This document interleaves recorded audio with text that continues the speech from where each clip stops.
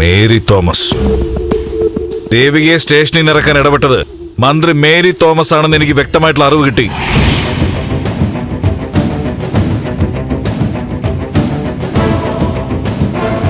സത്യാണോ ത്യാഗരാജ പറയുന്നേ? അതെ ചേച്ചി, സ്റ്റേഷനിൽ നിന്ന് പറഞ്ഞതാ.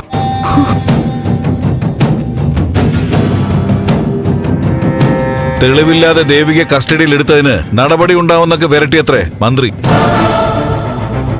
അപ്പോ മന്ത്രി രാധാകൃഷ്ണൻ അന്ന് പറഞ്ഞതൊക്കെ വെറുതെ?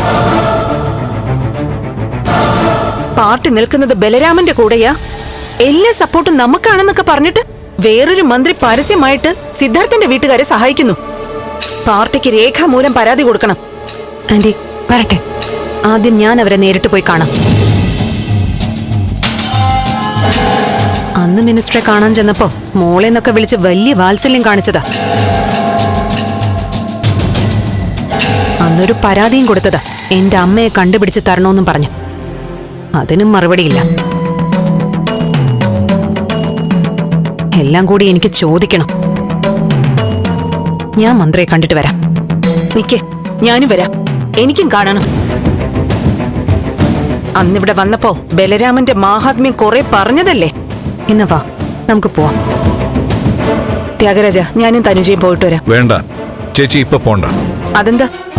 തനൂജയുടെ കൂടെ ചേച്ചിയും കൂടെ പോയാൽ അത് വലിയ വാർത്തയാവും. ചന്ദ്രോത്തുകാരോടുള്ള പക തീർക്കാൻ നമ്മൾ തനൂജയെ ഉപയോഗിക്കുന്നു എന്നുള്ള ആരോപണം വരും.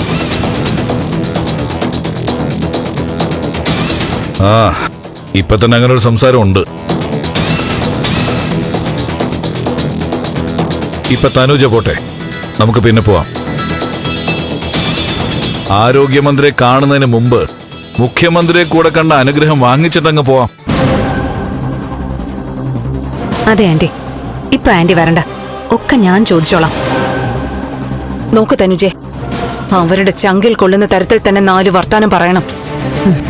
ആന്റി വിഷമിക്കണ്ട, ഞാൻ മേരി തോമസിനെ കാണട്ടെ, പറയാം.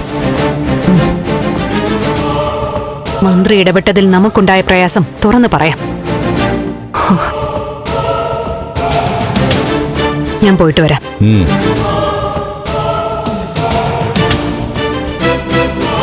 ഞാനും കൂടി അവളുടെ കൂടെ പോകായിരുന്നു. നമുക്കെതിരെ നീങ്ങാൻ പ്രഭാവതി എന്ത് കൊടുത്തൊന്ന് മുഖത്ത് നോക്കി ചോദിക്കണമായിരുന്നു. അവള് തനൂജ ഒറ്റയ്ക്ക് പോകുന്നതാണ് ചേച്ചി ഇപ്പൊ നല്ലത്. അച്ഛൻ അംഗീകരിക്കാതെ ജീവിതത്തിൽ ഒറ്റപ്പെട്ടുപോയ പെൺകുട്ടിയോട് ഒരു സ്ത്രീക്ക് ഒരു അനുകമ്പയൊക്കെ ഉണ്ടാവും. മാത്രമല്ല, തനുജ ബാലുവേട്ടന്റെ മകളാണെന്ന് പ്രഭാവതി പത്രക്കാരെ അറിയിച്ചു നിൽക്കുന്ന ഈ സമയത്ത് നിങ്ങൾ രണ്ടുപേരും കൂടെ പോയി വെറുതെ ഒരു പ്രശ്നം ഉണ്ടാക്കണ്ട.